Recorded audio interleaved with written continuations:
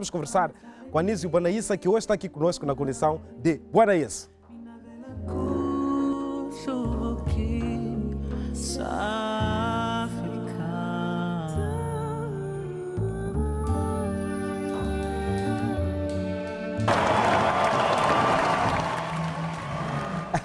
Estes aplausos são para si, Guanaense, pelo trabalho importante que tem estado a desenvolver, não só no campo da academia, como pesquisador, não só como analista político, mas pelo seu trabalho na literatura, que é o que nos traz aqui. Como é que está de saúde? Eu estou muito bem e queria primeiro começar a cumprimentar o telespectador lá em casa, mas dizer que eu estou muito bem e sinto-me sempre honrado quando a televisão pública me convida para falar para os moçambicanos. Pois, hoje num registro muito comum seu, no seu universo, porque é artista e cultor da palavra há vários anos, mas publicamente nos últimos anos conhecido a comentar sobre política, sobre economia, sobre democracia, sobre direitos humanos, e hoje vamos falar de cultura. Mas queria, por isso, começar por conhecer um pouco mais esse percurso seu, a pensar cultura como uma espinha dorsal na sua vida. E pergunto o seguinte: de que forma a literatura contribuiu para o desenvolvimento da sua consciência crítica e criativa enquanto cidadão e enquanto académico bastante interventivo? Bom, primeiro deixa dizer que eu descubro-me com algum tique de arte, ainda não tinha nada a ver com a academia. Eu estava a nível de ensino secundário e tinha muita facilidade em poder participar em circuitos culturais na Casa de Cultura Provincial de Sofala, que é na cidade da Beira. Okay. Então, lá grande Casa da Cultura, né? Uma das maiores de Moçambique. E tive muita experiência. Eu fiz lá teatro, cheguei quase a fazer profissional, fiz lá pintura, fiz lá, como é que chamamos este trabalho da Renata? Ok, sim, trabalhava com barro, então, etc. Íamos aprendendo também isto e música.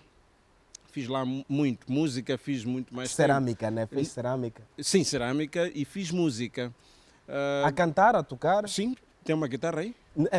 Hoje não. Então, a falha foi sua. A falha foi minha. Mas o ponto é, fiz de facto música, canto, instrumentos, alguns toques posso fazer da guitarra, do teclado e mesmo canto, particularmente o canto. Okay. Então, é lá onde eu me conheço com alguma veia, com inclinação para a arte. Para a arte, ok. Então, porque mexi muita coisa, na Casa de Cultura faz-se muita coisa, sim, até cinema e muita outra coisa faz-se lá. Então, nesta fase também, por inspiração do meu irmão mais velho, que já escrevia alguns rabiscos, quis iniciar imitando. Okay. Tínhamos ali alguns concertos de literatura que desafiavam-nos a escrever, principalmente poesia de amor, não é? Então fomos fazendo isto, fomos fazendo brincando. Escrevendo cartas para as raparigas? Exato. Cartas de amor para as raparigas? Cartas de amor, poesia mesmo. Então o que aconteceu foi que essa exposição é que trouxe, por um lado, uma discussão que nos levou a um ambiente um pouco mais crítico sobre usar a arte para exprimir vivências, sobre usar a arte para ajudar a sociedade a refletir sobre a sua condição. A condição de alegria, condição de tristeza, condição de pobreza, condição de riqueza. Os dramas da condição humana. Exato. Então, tudo começa ali. Mais tarde, a coisa foi pouco alimentada, que eu entro para a universidade fazer o curso superior na altura e quando termino, eu sempre fui rabiscando. Até que surge alguém que um dia, por acidente, estávamos numa reunião, eu fiz um texto breve ali. É um escritor, Armando Artur, que eu quero agradecer muito. Ele, na altura, era ministro. Estávamos ministro naquela da reunião. Cultura? Sim, era ministro da Cultura. Quando lancei este meu primeiro livro, ele viu o texto e gostou. Conversamos um pouco ali e disse, não, isto é consumível, isto é publicável. Foi assim que comecei a publicar. Não foi um projeto de vida, que não, tenho o sonho de ser escritor e vou me organizar neste sentido. Então comecei a perceber que vale a pena fazer a partilha dos meus rabiscos com os moçambicanos. Esta que foi o ponto. Uau, Casa da Cultura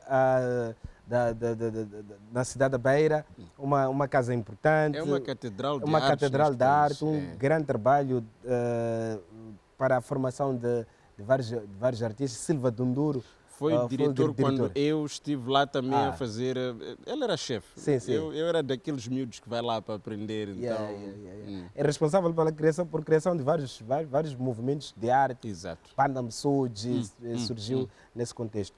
E como é que esta experiência foi importante para que pudesse desenvolver ou tivesse uma influência na análise de fenómenos sociais e políticos? Essa sua passagem pelas artes plásticas, pela literatura, como é que acabou por ser uma janela aberta para que tivesse ferramentas alternativas e ferramentas, se calhar, menos comuns quando falamos de análise crítica a fenómenos sociais e políticos? Bom, os circuitos de produção artística normalmente trazem, quando discutidos, não é? Trazem a ideia de quebrar o status quo. Quebrar o status quo em que medida? Fazendo exposição. Aquela abertura que estávamos aqui a falar, de cantos que normalmente não são conhecidos. Então eles são expressos, são reivindicados por meio da produção artística. Okay. E isto, nos círculos onde eu estava, vamos fazer uma música, a discussão é esta, vamos fazer uma música, qual é a temática? Veja os cegos lá na ponte da Beira, vamos lá discutir a incapacidade de nós como povo podermos apoiar, dar a mão àquele grupo ali. Então, esse ambiente e outros que olha para uma realidade social, faz contestação, denuncia, revela.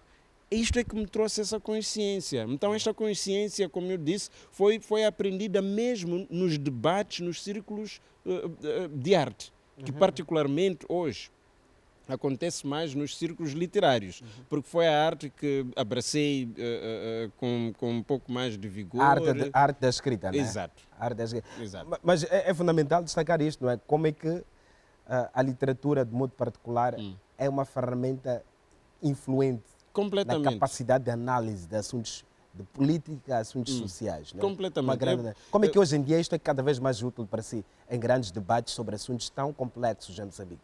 Bom, há um círculo ou há uma facção, se me permitir, um segmento da sociedade que ainda é um pouco apaixonada pela leitura. E este segmento da sociedade, que às vezes não tem um dom para fazer leituras em outros modelos de expressão artística, tem um espaço para o debate na escrita. E quando nós fazemos a nossa escrita, tentamos trazer estes diferentes segmentos para poderem refletir a sua condição humana somente naquele quadrado, naquela caixa que é escrita. Então, como é que a escrita ela contribui ou nós usamos? Colocamos no papel esses clamores da sociedade. A ideia é traduzir o que nós vivemos e o que o mundo vive no texto e ajudar a sociedade onde estamos a ser cada vez melhor. Mas não acha também que a literatura, quando pensamos na poesia, por exemplo, é uma possibilidade de despertar uma interpretação para além do óbvio? Quem lê Na Poberidade do Poema, o que quer nos dizer Boanaense com Na Poberidade do Poema? Reinventar Moçambique. Okay. O que quer nos dizer com este título? Ou seja, a arte, a literatura, de modo específico, já que estamos a falar de literatura, vai ser uma janela que reinventa e ressignifica as ferramentas de interpretação dos fenómenos. A ideia de ressignificação está muito clara aqui no meu primeiro livro. Veja, primeiro a cor. Eu escolhi esta cor que foi muito criticada na altura, que é o vermelho. Algumas pessoas que discutiam comigo a cor da capa, eu queria vermelho porque eu me identifico muito com a revolução. Okay. Movimentos revolucionários em que prima mesmo aquela lógica de esquerda. Okay. Então, a ideia... Desculpa, professor, chamavam-lhe de comunista? Alguns tentaram, mas a lógica comunista não está nos meus escritos. A ideia é uma mente revolucionária. Sim. Eu escrevi isso... Os ideais. Exatamente. Estava muito jovem quando escrevi grande parte dos textos ali, alguns até na fase de transição da infância, adolescência. Mas ainda é muito jovem, só tem 44 anos. Sim, 43. Ainda vamos para 44. Ainda é mais novo ainda. Não, o ponto é o seguinte, a ideia de reinventar Moçambique foi para despertar consciência na juventude e nos moçambicanos que há uma necessidade permanente de irmos olhando de forma diferente a nossa condição de moçambicanos e fazendo este movimento revolucionário, não nos contentando com a situação onde estamos. Acreditar sempre que nós podemos furar e avançar para experimentar novas vivências, novos mundos decorrentes da nossa condição como moçambicanos. Uhum. E na altura havia muitos desafios. Eu recordo-me que na fase particularmente que lançamos este, para além de termos textos muito mais antigos em relação a esta fase que lançamos o livro, mas a ideia era... Em 2015, né? Sim, o lançamento foi em 2015, mas os textos já revelam as vivências de 2002, 2004, para lá. Alguns textos são bem recuados. O livro já tem 10 anos, né? Tem. Então, este aqui é o ponto. Usei o livro, a começar pelo título, para trazer aos moçambicanos a necessidade de reflexão permanente e alteração da nossa condição e principalmente colocando cada um como autor específico da alteração de mentalidades. Exato. E sem esquecer que o escritor só começa a escrever o livro e é responsabilidade do leitor acabar o livro. Esta é uma citação que está aqui, que abre o livro. Acaba por ser o cartão de visita desta obra. No que diz, aqui retenho alguns aspectos. A literatura que acaba por assumir esse papel de formação de cidadãos mais conscientes, participativos e comprometidos com os valores democráticos. Exatamente. Portanto, vai ser o reinventar Moçambique também desse lugar de formação de um cidadão comprometido e que luta por um país melhor no capítulo da democracia e noutros capítulos importantes para este país. A literatura pode ser este caminho? Pode. Veja que, de modo criativo, o título sugere mais ou menos as temáticas, mas quem vai ler o texto, orientado pela lógica que o título já nos sugere, vai percebendo de que estes desafios são imperiosos. Então, fala de democracia, fala de construção do Estado no geral. Veja que reinventar Moçambique, assume-se que um Moçambique já existia, mas nós precisamos de ir de forma permanente fazendo um craft, mexendo os diferentes cantos deste Moçambique, ajustando a medida de cada moçambicano para que ele seja útil, para que o país seja útil para cada um de nós. A construção da nação é um projeto inacabado. É um projeto e não acaba, nem deve acabar. Nós não somos originariamente uma nação, sabe disso. Nós somos um projeto de nação.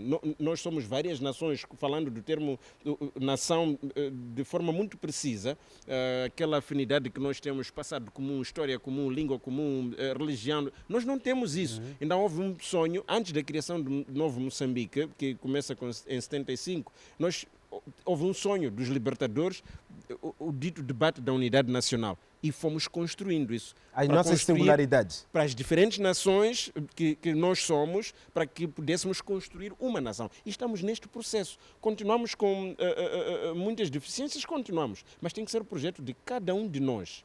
Reinventar este país para que, de facto, possamos, em algum momento, ser a nação que pretendemos ser. Isto não é tangível, professor. Falar disto não é algo tangível. Isto não significa uma estrada, não significa um hospital, uma escola. Isto não é tangível. Essa ideia de reinvenção é um projeto utópico, tão importante, mas tão utópico também. As coisas começam sempre na utopia. E eu acho que um povo que se preze deve sempre ter esses sonhos, deve ter essas grandezas que lhes orienta. E de modo particular, eu acho que podemos falar de tangibilidade nisto. Veja, vamos começar por o princípio que norteou a construção do nosso Estado. Decidimos colocar na Constituição português como língua de unidade. Porque se você escolhesse Macua, a quem se haveria de se sentir excluído? Se escolhesse Xangana, idem. Se escolhesse Sena, idem. Então, Aliás, há já uma aquele velho coisa... ditado, né? Aquele velho exemplo de Sofala, né? Como é que um padre pode orientar uma missa Exatamente. em Sena ou em Ndau? Mas está aí na província, é o padre provincial. Então, o grande assunto que nós devemos colocar na mesa é que houve um projeto e socializou-se português. E nós assumimos isso do Rovuma a Maputo. Há outros consensos que nós devemos ir fazendo, abdicando de alguns tesouros nossos para a construção desta nação. Aí é onde está o ponto. E este compromisso é de cada moçambicano. Este compromisso é de cada moçambicano. Eu que estudo ciência política, de modo geral, mas de modo particular relações internacionais, mas eu que estudo ciência política, o comportamento político, considerando que todo moçambicano e todo mundo é um ser político de natureza, o comportamento político tem esta característica também deliberativa, em que eu, decorrente do mundo que me rodeia e que me constrói, posso ter alguma orientação com vontade também, não é? O que a ciência política, as relações internacionais, a diplomacia perdem ao não olhar a cultura como um parceiro muito estratégico para a análise e estudos mais aprofundados e que respondam aos grandes desafios das sociedades, sobretudo para uma sociedade moçambicana? A ciência política, felizmente, vai capturando um pouco. E não está onde eu acho que devia estar.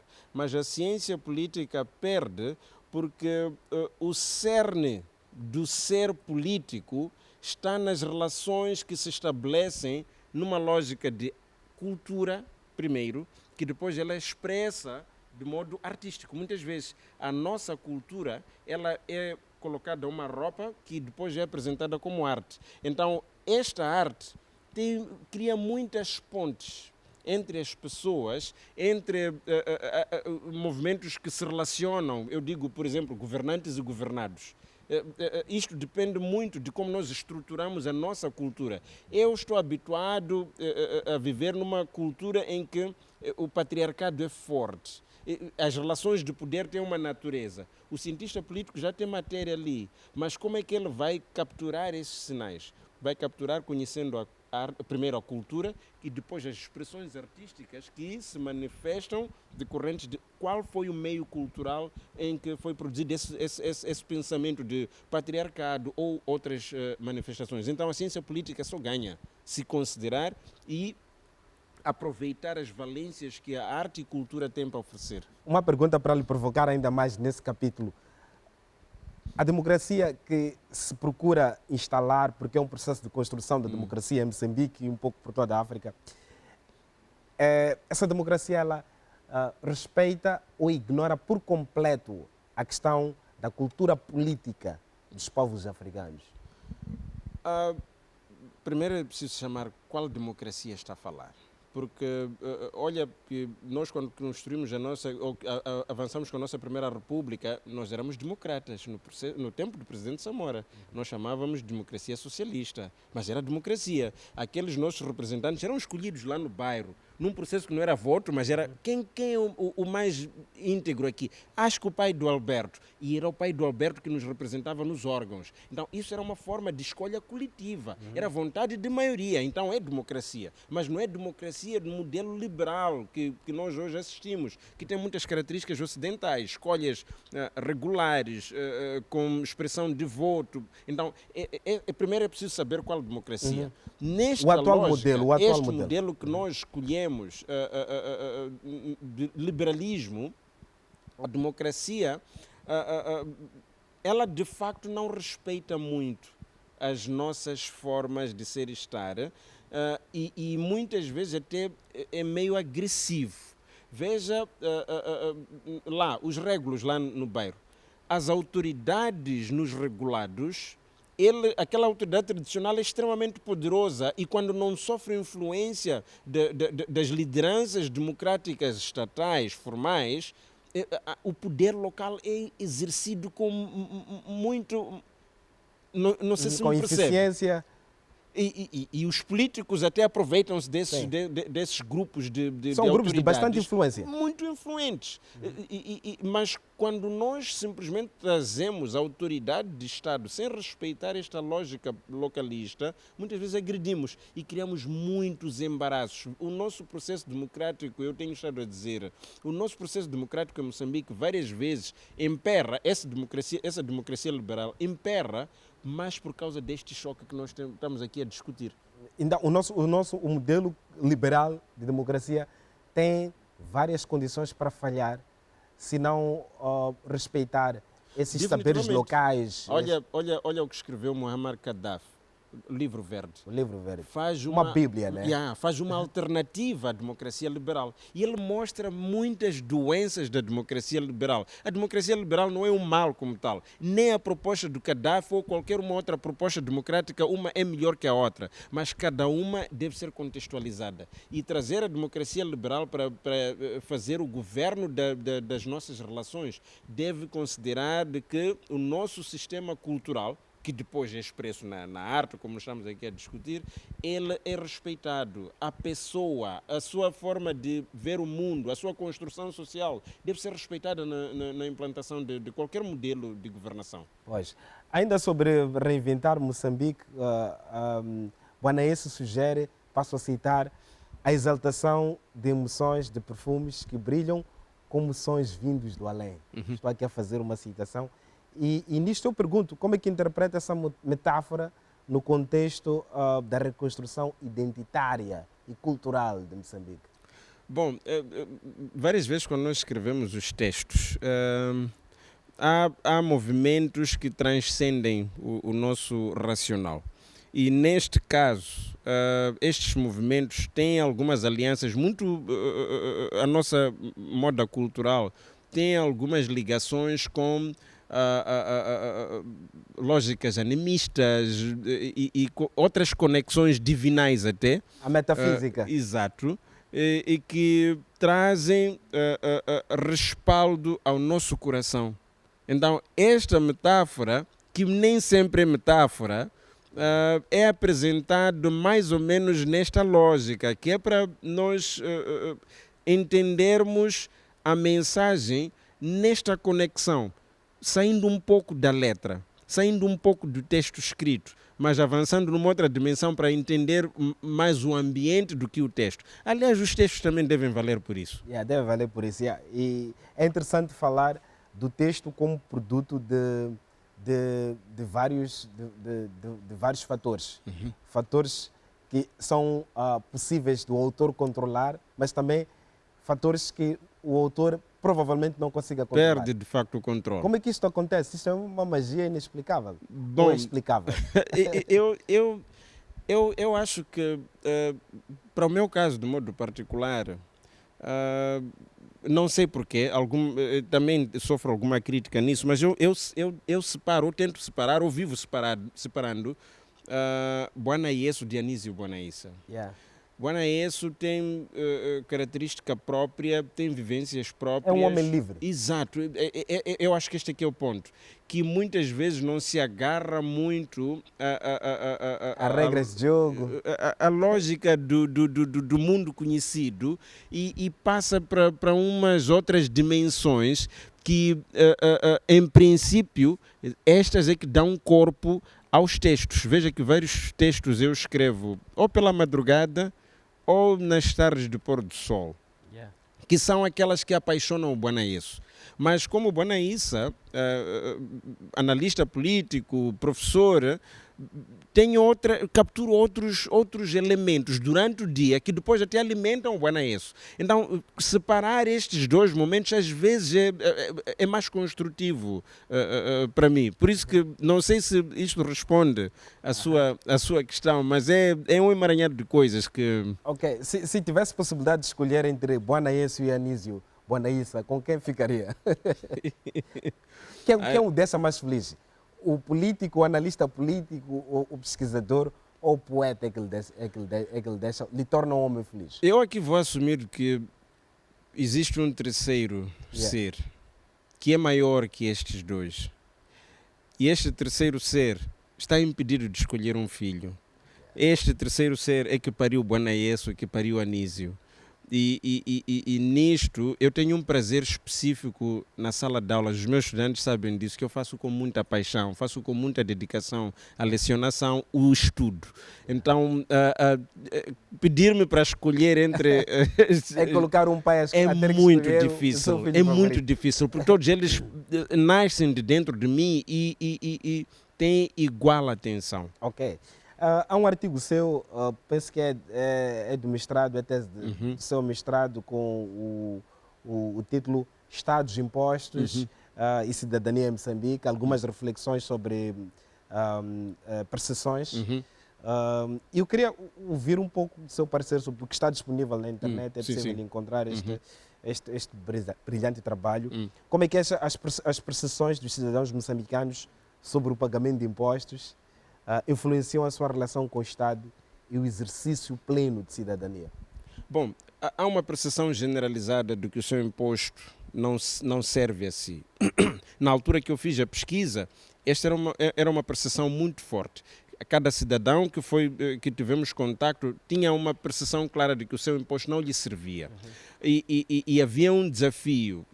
Estudando alguma literatura que está lá neste meu documento, a literatura sugeria que muitos cidadãos deixam de ser cidadãos porque desviam, e a literatura chama desertar, porque desertavam da lógica de construção do próprio Estado, em que tinha responsabilidades. Então, o nosso estudo conduz-nos à ideia de que um elemento particular de cidadania é fazermos as nossas prestações ao Estado e exigir a contrapartida que o Estado deve de dar como pagamento do nosso imposto. Assim nós construímos cidadania e grande parte do argumento que nós vamos fazendo é a lógica da ação coletiva, em que eu sozinho posso pagar impostos, mas não construo o Estado. Para que eu construa o Estado, preciso que o BAMO pague o imposto, eu pague, todos nós paguemos, na medida em que nós estabelecemos na lei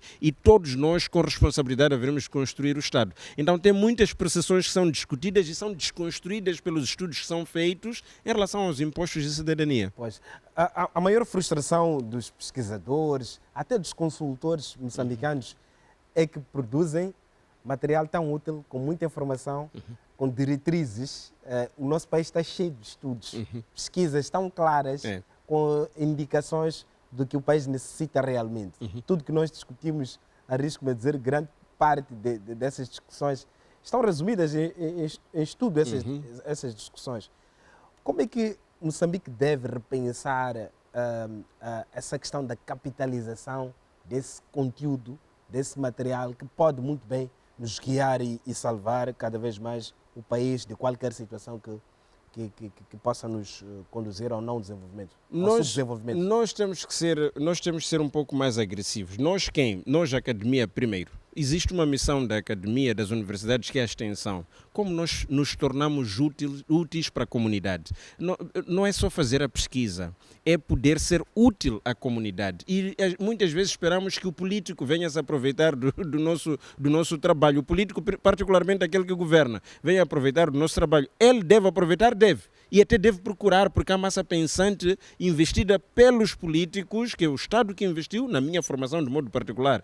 Até a minha formação de doutoramento é toda ela financiada pelo Estado moçambicano. Eu, como tenho estado a dizer, eu sou fruto dos 50 anos de independência nacional. Então, este investimento o Estado tem que ter de volta e os governantes devem saber o que vem buscar aqui onde investiu. Mas mais do que isso, nós, a universidade, temos que colocar caminhos claros e ir à comunidade para ser resposta à comunidade. Nós muitas vezes, como universidade, ficamos fechados como num casulo em que depois cria igualmente uma elite, como se fôssemos políticos, como se fôssemos um grupo X, A, B ou C, por aí. Mas nós temos que ser mais interventivos e de maneira voluntária ir fazer a diferença na comunidade. É preciso quebrar as torres de marfim da academia. Sim, sim, sim. E muitas vezes nós é que criamos.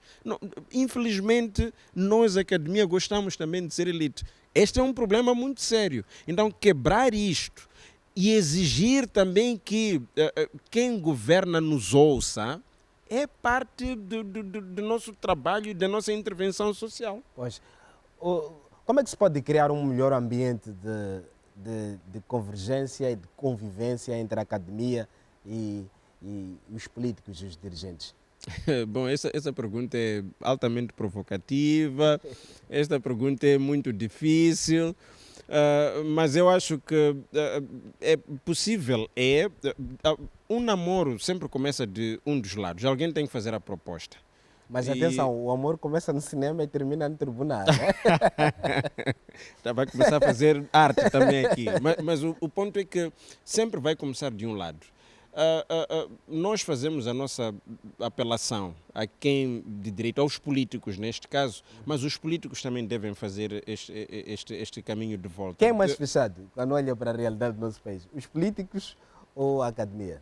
Sempre tem argumento para tudo. Sim. Tem argumento para tudo. Eu, particularmente, eu tenho estado a dizer, dei-lhe o exemplo de como nasce o meu primeiro livro. Sim. O meu primeiro livro nasceu numa reunião em que eu estava com políticos.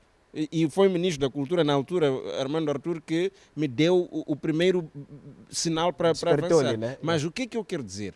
Eu estava nesta reunião com ele a discutirmos algumas coisas para a sociedade. Eu como acadêmico, ele como político na altura. Então, espaços de entrosamento a mim nunca me faltaram. E tenho estado a fazer o meu contributo sempre que necessário, na medida das capacidades que o país conferiu a mim.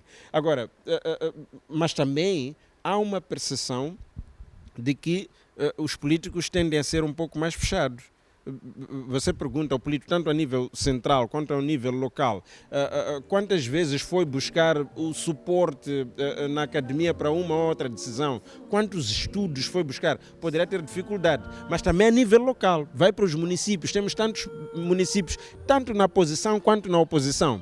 Quem já foi buscar estudos numa universidade? Planeamento, aqui nós temos aqui arquitetura. Qual é o município que vai discutir planeamento urbano com a Universidade Eduardo Mondlane? Eu não sei, são muito limitados. Então, às vezes, nós precisamos deste despertar dos políticos. Vão lá, nós não mordemos.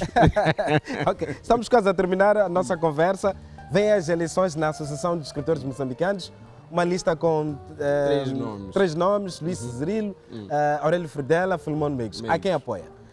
Eu não, ainda não apoiei a ninguém e ainda vou refletir. Então, essa é a oportunidade. Ainda estou a ver os manifestos para fazer a minha decisão. O que é que espera desse processo? Eu espero que dessa vez não experimentemos algumas situações negativas que já experimentamos no passado e espero que, decorrente de um trabalho aprofundado, no próximo mandato, quem for eleito possa fazer a dita transformação que sempre nos é prometida como escritores. Pois. E a EMO? Quando olha para a EMO hoje, com que sensação fica? Que a EMO temos? Temos uma instituição cultural, uma instituição, sobretudo intelectual, que possa contribuir para a consolidação da literatura como ferramenta muito importante de construção de Moçambique, de cidadania, da cultura cívica. Eu acho que sim. Temos essa ênfase. Eu acho que sim. O grande problema é que várias vezes as ditas dissensões que são construtivas. Eu tenho discutido numa disciplina que eu dou, que é Governação e Gestão de Conflitos, eu discuto que as nossas diferenças não são o problema. O problema é a nossa postura em relação às nossas diferenças. Nós devemos pensar diferente. Só pensando diferente é que nós fazemos crescer. E na EMO há muito pensamento diferenciado. Agora, o negativo é quando estas diferenças muitas vezes nos desafiam a seguir caminhos que não abonam os escritores. Pois. Muito obrigado pela sua presença, professor. O que eu não lhe perguntei, gostaria de dizer aos nossos telespectadores. Não, definitivamente, o título desta, talvez já não exploramos muito na puberdade do poema, a postura dos moçambicanos deve ser sempre de um comportamento pobre, de juventude, em que nós colocamos na cabeça a ideia de revolução permanente. Temos que ir mudando, não nos conformarmos com a nossa condição. Muito obrigado, um grande abraço. Abraço. Obrigado também aos nossos telespectadores. O Mercado Criativo de hoje termina mesmo por aqui. Até quinta-feira. Escutem boa música, vejam bons filmes, leiam bons livros. Até lá, um abraço. Obrigado.